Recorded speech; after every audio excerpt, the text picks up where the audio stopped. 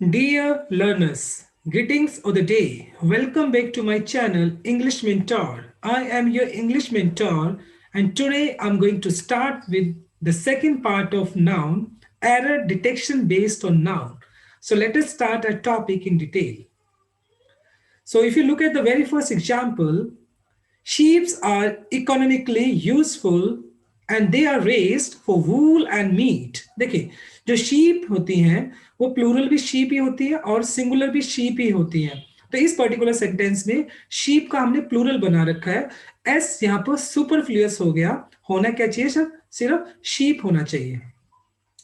Number 2 में अगर मैं देखता हूं, I read the letter made them aware of its content. देखिए कंटेंट जो होता है वो सेटिस्फाइड होता है, लेकिन कंटेंट्स होता है इसके अंदर क्या क्या चीजें शामिल है, कंटेंट्स होता है. नंबर 3 पे अगर मैं चलता हूं, I shall not go to party tonight since I have many works to complete before I deliver presentation tomorrow. देखिए वर्क्स जो होता है इसका मतलब होता है लिटरेचर, लेकिन जब आप काम के सेंस में बात करते हो, काम के सेंस में बात करते हो तो वर्क ही होता है, वर्क्स नहीं होता है. तो यहां से एस हट जाएगा, वर्क होना चाहिए.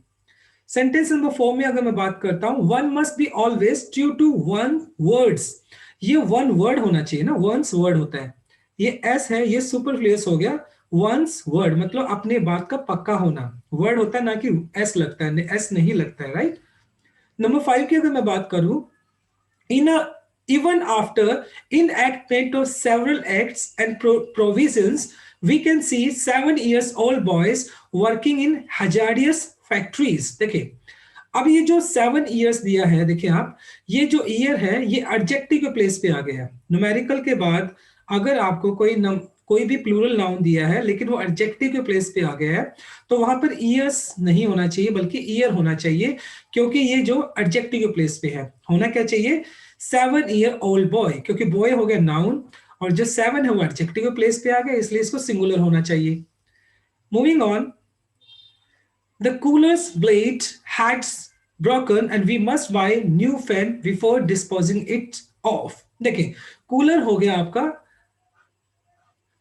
कूलर आपका हो गया नॉन लिविंग, और नॉन लिविंग के साथ अपोस्ट्रोफी एस यूज नहीं करते हैं, ये इनकरेक्ट हो गया. होना क्या चाहिए था? The blade of cooler. होना क्या चाहिए था? द ब्लेड ऑफ कूलर होना चाहिए था. तो इसलिए कूलर के साथ अपोस्ट्रोफी यूज नहीं करेंगे.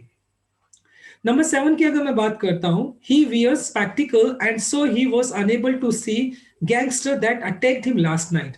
देखिए स्पेक्टिकल कुछ चीजें ऐसी होती है, यूनिट तो होता है एक लेकिन उसके 2 पार्ट्स होते हैं, उनको हमेशा ही प्लूरल ट्रीट किया जाता है. स्पेक्टिकल नहीं होता, होता क्या? स्पेक्टिकल्स होता है. तो इसलिए ये इनकरेक्ट था. होना क्या चाहिए? स्पेक्टिकल्स होना चाहिए. नंबर 8 में अगर मैं बात करता हूं, all the furnitures have been sold for a song. For a song का मतलब होता है at cheap price as we were in hurry to leave the town. अब देखो फर्नीचर एक ऐसा नाउन है जो कि अनकाउंटेबल होता है, अनकाउंटेबल नाउन होता है, और अनकाउंटेबल नाउन हमेशा ही सिंगुलर ट्रीट होता है, तो इसलिए यहाँ पे फर्नीचर्स नहीं आएगा. तो ऑब्वियस सी बात है, जब ये अनकाउंटेबल नाउन ही है तो यहाँ पर हैव ना लग के यहाँ पर होना चाहिए हैज होना चाहिए. ठीक है, अब सेंटेंस नंबर 9 पे चलते हैं. The angry mob attacked the police officers when they came to demolish the illegal construction. देखिए मॉब जो होता है वो एंग्री ही होता है, मॉब होता है वो वायलेंट ही होता है. द एंग्री, तो यहाँ पे जो एंग्री वर्ड यूज है वो एक सुपरफ्लुअस एक्सप्रेशन है जो कि इनकरेक्ट है. यहां से हम एंग्री को हटा देंगे. होना क्या चाहिए था? The mob attack the police, ऐसा कुछ होना चाहिए था. नंबर 10 पे चलते हैं. They left their luggages at home by mistake and went to the airport. Luggage जो होता है वो अनकाउंटेबल नाउन होता है, और अनकाउंटेबल नाउन हमेशा ही सिंगुलर होता है, इसलिए यहाँ पे लगेजेस नहीं होकर लगेज होना चाहिए. सेंटेंस नंबर 11 पे चलते हैं. The car could not move up the steep hill because it was in wrong gears. देखें अब कार जो होती है एक टाइम में तो एक ही गियर में हो सकती है ना, एक से ज्यादा गियर में तो हो नहीं सकती है. तो यहां पर आप ध्यान से देखो, it was in the wrong gears, एक टाइम पे तो एक ही गियर में होगी, तो इसलिए यहां पर क्या होना चाहिए? आपका गियर होना चाहिए, ना कि गियर्स. ठीक है, ये होना चाहिए.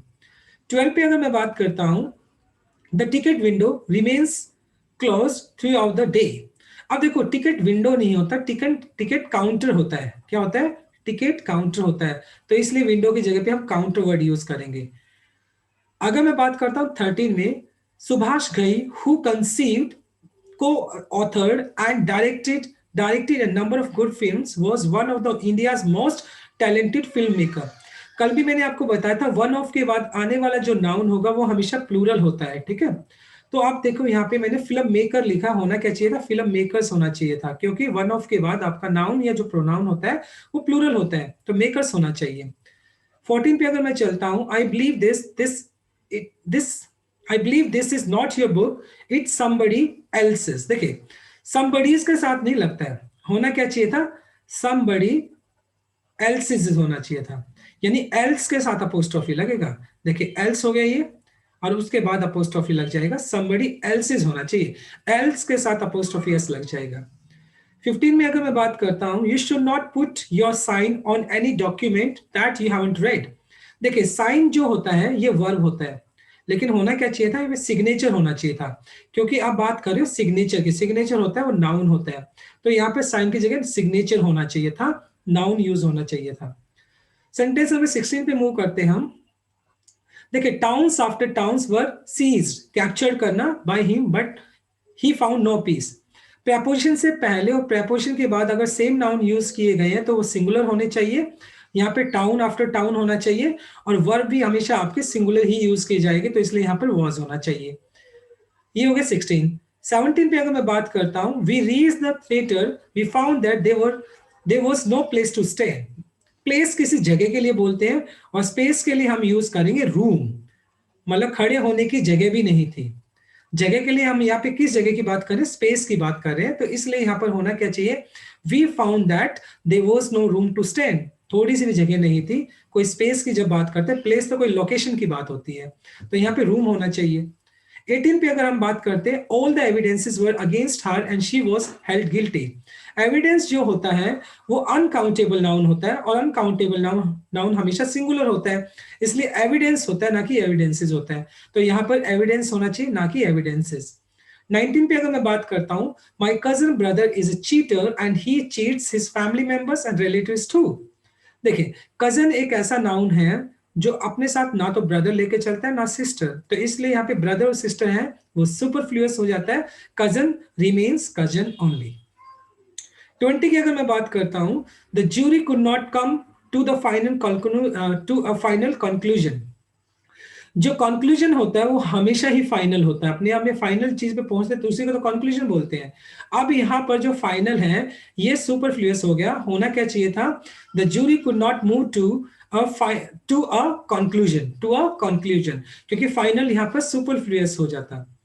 अब मैं 21 पे चलता हूं। 21 में देखिए क्या है, the cattle in meadows was hear the snarling of tiger, snarling का दहाड़ना हो सकता है टाइगर का, which appear to be wild with anger. अब जो कैटल होता है ये प्लूरल नाउन होता है, और इसके साथ हमेशा प्लूरल वर्ब यूज करेंगे, तो यहां पर होना क्या चाहिए था, वर्ब होना चाहिए था, ठीक है। 22 में अगर मैं चलता हूं, there should be no furnitures in his room. Furniture क्या होता है, अनकाउंटेबल नाउन होता है, ये हमेशा सिंगुलर ट्रीट होता है, फर्नीचर होना चाहिए। 23 में अगर मैं बात करता हूं, the wall is built of stones. Stone भी अनकाउंटेबल नाउन होता है, तो इसलिए वो स्टोन होता है ना कि स्टोन्स होता है, स्टोन होना चाहिए। 24 पे अगर मैं चलता हूं, Ajay lives by the principles he professes. देखिए प्रोफेसेस का मतलब कीप्स, जो वो अपने पास रखता है। ये प्रिंसिपल जो होता है वो अध्यापक की सेंस वाला होता है, स्कूल में जो होता है, लेकिन ये एक प्रिंसिपल होता है सिद्धांत वाला, इसका जो मीनिंग होता है सिद्धांत होता है, ये प्रिंसिपल होना चाहिए। ये प्रिंसिपल स्कूल के लिए होता है, होना क्या चाहिए, PRINCIPLES, ये प्रिंसिपल्स होना चाहिए जो कि सिद्धांत को बताता है।